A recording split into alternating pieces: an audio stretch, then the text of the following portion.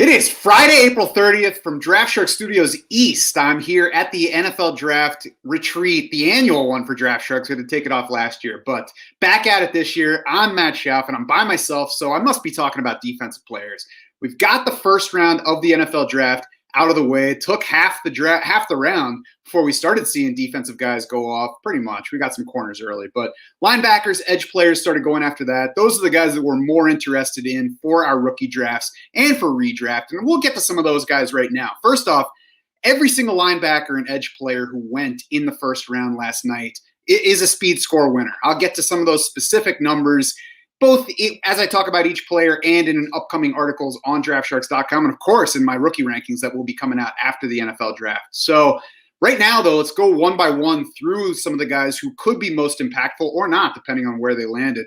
Micah Parsons, the first one, the linebacker to Dallas at number 12, a class best 129.6 speed score for him. That's the top speed score among the past three linebacker classes, and that's even taking into account the downward adjustment to his 40 time for it being a pro day. So the question with Micah Parsons, where does he fit in Dallas? They still have Leighton Vander Esch. They still have Jalen Smith under contract. Sean Lee did retire. So Sean Lee's retirement gives initial opportunity. The problem is that opportunity is not full-time. Sean Lee hasn't been a full-time player since 2017. So if Micah Parsons starts out in that role, he's going to be a part-time player for these Cowboys. Now, the bigger question, Leighton Vander Esch, he's had those neck issues that were a concern coming into the NFL. So they have not picked up his fifth-year option yet. You know, by the time you're listening to this, they might have done so. They don't have to do that until the middle of May. But I wouldn't be shocked if the Cowboys do not pick up Leighton Vander Esch's option. So that could create more of an opportunity for full-time play as soon as this year if he competes with Micah Parsons for that spot. But at least by next year, Jalen Smith's probably locked in for at least a couple more years. He's been a little up and down, but overall the Cowboys have been happy. They're paying him. So expect Jalen Smith to stick around. There could be a better landing spot, could have been a better landing spot for Micah Parsons. But, you know, this one will work out. I don't think that Micah Parsons will drop in the rookie rankings versus where he would have been otherwise. Zaven Collins to Arizona later in the first round.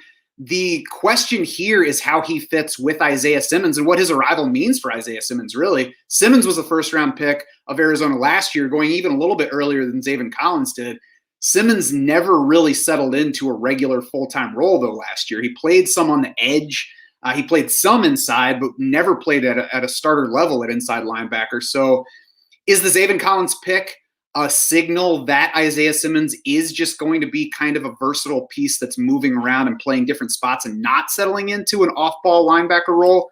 We'll see. They still have Jordan Hicks. They still have Devondre Campbell. I don't think Devondre Campbell blocks anybody else if both Zaven Collins and Isaiah Simmons prove ready for more playing time this year. But, you know, it's a challenger in case either of those rookies is not ready. Not rookies. In case the rookie or the second-year guy are not ready, as Simmons proved last year. The other question is maybe Arizona sees Zaven Collins as a potential edge defender in their defense. Devin Kennard was basically a starter, played the most snaps opposite Chandler Jones in the defense last year.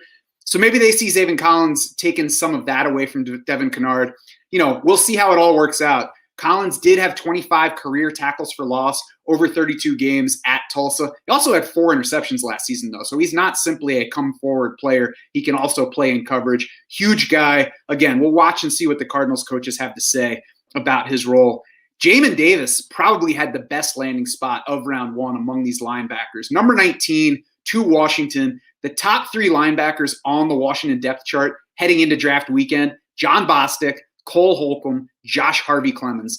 None of those guys is keeping Jamin Davis from doing whatever he proves ready for. So Davis had just one full season starting at Kentucky, but he delivered 102 tackles there, 4 tackles for loss, 3 interceptions in 10 games, blew up his pro day. That's when he became a more popular and prominent name. 98th percentile or better in the 40-yard dash, in the vertical, in the broad jump. So expect Jamin Davis to earn a starting job right away in Washington. If he doesn't, I would say it's a disappointment. And he could well be the top redraft scorer among this rookie class of linebackers.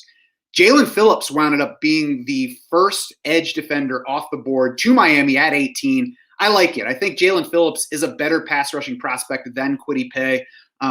had the injury issues in college, but apparently Miami's not worried about that because, again, he was the first edge off the board. He actually retired briefly during his college career because of injury after those 2 years at UCLA, but quickly returned, transferred to Miami. Last year had 15 and a half tackles for loss, 8 sacks, 4 pass deflections. Spent 4 years at the college level, but even with that, Jaelan Phillips hit the draft just shy of his 22nd birthday, turns 22 in May. So age is certainly on Jaelan Phillips' side. Production's on his side. Athletic ability is on his side. Again, like I said, everybody who was drafted in round 1 on the edge is a speed score winner. So Jaelan Phillips brings the kind of profile that we're looking for in an edge defender. I like him there. We'll see if he settles in as a defensive end or a linebacker for fantasy purposes. That's the one thing that could ding his fantasy value a little bit.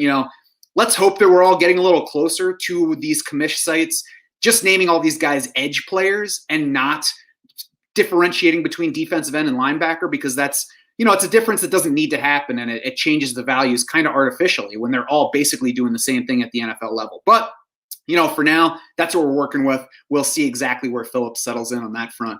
Kwity Paye landed with the Colts shortly thereafter. Good spot for him for immediate starting duty. The Colts have Al-Quadin Muhammad and Tyquan Lewis listed as their top defensive ends right now. I think they'll certainly stay in rotation, and there are other guys that will rotate in as well. We'll see if Kamoko Toure is ready to actually contribute. Ben Banogu is still there. So they have guys, but they also don't have any stars left at that position. So Kwity Paye could grab as much playing time as he proves ready for. I think he's going to need a little bit of time to develop his pass rush moves. The athleticism is there. The speed's there. 89th percentile speed score among edge defenders. A little on the short side, 6'2 and a half, 261 pounds. So, I'm not sure how much more weight he can add to that. He's obviously not going to get taller at this point. The Colts certainly like what he brings in terms of the size and athleticism package. He was productive in 2019, 6.5 sacks, 12.5 tackles for loss, played only 4 games in 2020, so it's tough to gauge what he did there. So we'll see exactly what his role is, but there's room for Kwity Paye to quickly produce in Indianapolis. Peyton Turner was a bit of a surprise to the Saints a little bit later in round 1. Gregory Rousseau went to the Bills in a similar range. Both of those guys, Turner and Rousseau, probably need some time to develop before they can be ready for starter-level playing time in the NFL. Both can likely stand to add strength, especially Rousseau is very skinny and opted out of last season, so it's probably going to need some time to work into form. Turner had some injury issues in college as well, but again, the Saints taking him in round 1 says that they feel comfortable with that area. As far as I'm concerned, there's probably not too much pressure for Peyton Turner to produce right away. The Saints still have Cameron Jordan and Marcus Davenport to start at the end spots, even though they lost Trey Hendrickson in free agency. Hendrickson's departure, I think, leaves snaps available, certainly, so Turner can work into that rotation. We'll see how quickly he's ready to produce, but there is big upside to him. Tall guy, long arms. He can give us the numbers that we need. The Bills are a little bit more in need of pass rush help, so I wouldn't be surprised if Rousseau gets pushed along a little quicker if he's ready for it. He lands in a great spot for developing his, strength and ability. Sean McDermott, the head coach, Leslie Frazier, the defensive coordinator, even Eric Washington, the defensive line coach. Those guys have all worked together for many years across multiple teams. So it's a good spot for Rousseau to develop. And again, Buffalo needs help. They have Jerry Hughes as their top pass rusher at the moment, and not a whole lot else going for him. Trent Murphy has not worked out since signing. The other guys are getting old. So they took AJ Epinesa in round 2 last year, but I thought at the time when they drafted him that he's too slow to really contribute a whole lot as a pass rusher, at least on the edge in the NFL. Was very quiet as a rookie, did not see full playing time at any point. Saw probably even less playing time than the Bills would have hoped, I would imagine. So I think Rousseau has a lot more upside than AJ Epinesa. I don't think Epinesa being there affects Rousseau's outlook at all. We'll see how quickly Rousseau is ready to contribute, though. Odafe Owe to the Ravens a little bit later, and he went by Jason. That's probably how you know him from college. But he said shortly after the Ravens drafted him, he's going to go by his first name of Odafe in the NFL instead of his middle name. A speed, athleticism freak, second best speed score among all edge prospects over the past 5 drafts, behind only Montez Sweat, who made headlines for how fast he was. That's what Owe did this year too. So obviously lots of speed and athleticism coming here, because that was the 40 time was not the only nice number coming out of his pro day workout. 0 sacks last season is the number we don't like. But Oweh did have 6.5 tackles for loss in 7 games. He was first team All Big Ten, even with 0 sacks. So the coaches at least respected what he did. The Ravens clearly respected what he did. Landing in Baltimore probably means a linebacker designation for Oweh. That dings the fantasy value. What league you're in really affects how much that ding is. There are certainly leagues out there that favor pressure numbers, and even if you're a linebacker, you can still be a top scorer if you're an edge defender. So Oweh probably is going to need some time to work on his pass rush moves, but kind of similar to Buffalo, Baltimore let Yannick Ngakoue go after last season. They let Matt Judon go a couple years ago. Last offseason, I guess it was, Darius Smith left, or maybe it was 2 years ago at this point. Either way, over the past few years, the Ravens have let several edge defenders who were playing starting level snaps leave. So they're replenishing that. This is the first time that they have drafted an edge rusher in round 1 since Terrell Suggs in 2003. Every other team in the NFL had drafted an edge defender in the first round in that time. So there's opportunity for Oweh if he proves ready to seize it. Joe Tryon closed out the first round as the pick of the Buccaneers. He opted out of 2020, but in 2019 had 8 sacks, 12.5 tackles for loss in 13 games for Washington.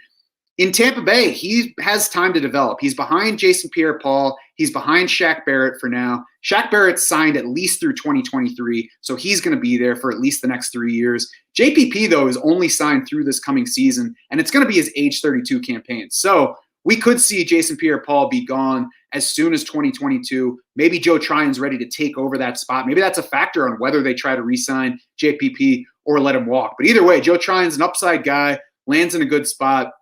Another speed score winner, just like all of the edge players were. And we'll talk more about that in articles on draftsharks.com. Hit on the corners real quick. They're, much lower impact IDP guys, but there's some impact. J.C. Horn to Carolina, Patrick Surtain to Denver, Caleb Farley to Tennessee, Greg Newsome II to Cleveland, Eric Stokes to Green Bay. Those are the 5 cornerbacks in the first round. J.C. Horn clearly in position to start right away in Carolina unless he stinks in camp or gets hurt. Those are the only 2 ways that he won't start. Frankly, in Carolina, he might even have a bad camp and still be able to start for that team because they have a big need there. Patrick Surtain in Denver, not such a clear path to starting right away. They signed Ronald Darby in free agency, traded for Kyle Fuller. I don't think Kyle Fuller blocks Patrick Surtain if Surtain proves, better at this point. If they like Surtain better this summer, maybe Kyle Fuller is the third corner and Surtain's the starter across from Darby. But there's room for Surtain to not be a starter right away. So we'll have to watch him through the summer to see what happens. Caleb Farley to Tennessee, similar to J.C. Horn in Carolina, he could start right away if he proves ready. The only question on him is the medical. The fact that he went in round 1 says Tennessee is at least willing to gamble on him being healthier in the pros than he was in college. And I mean, this guy seems like the kind of player to bet on. If he stays healthy, there's probably no ceiling on what he can do. He arrived at Virginia Tech as a quarterback, planning to move to wide receiver, spent his freshman year working out at wide receiver. Then they moved him to defense, spent 2 years playing cornerback, and all of a sudden, people are saying that if he were healthy, if he didn't have the injury history, multiple back surgeries behind him, and an ACL tear, he would have been the top corner drafted in this draft. That shows you what the talent level is for Caleb Farley. So, fingers crossed that he stays healthy and he's able to capitalize on that stuff. We'll see how he makes it through the summer and whether he lands in the starting lineup. Greg Newsome II to Cleveland. He should be competing with Greedy Williams, but that's probably going to depend on how Greedy Williams' shoulder is. Has nerve issues in there. I wonder whether picking Newsome is a hedge on Greedy Williams ever getting that shoulder right. We'll see about that. Certainly there's room for 3 corners if Greedy Williams is good to go and Newsome's ready to go. So we'll watch that competition, see if Newsome's going to be a starter. Eric Stokes, the final corner in round 1, goes to Green Bay. Should start in Kevin King's spot right away. Kevin King, awful playoffs, particularly in the spotlight negatively against Tampa Bay in that loss in the championship game. So Eric Stokes, a very fast guy. We'll watch that competition to make sure he does land a starting job this summer. That's going to do it for this quick IDP pod. Stay tuned for more reactions on to defensive and offensive players who land in round 2 of the NFL draft tonight. Noon Eastern today, we will also be coming at you with a live stream of an FFPC best ball draft, looking at some initial reactions to what went down on Thursday night. You can follow all the instant reactions in the Shark Bite section on DraftSharks.com. Free reads on all those. And you can find us all on Twitter. We are at DraftSharks. I am at SchaufDS. It's SCHAUF. For the entire Draft Sharks crew, I'm Matt Schauf saying thanks so much for swimming with me.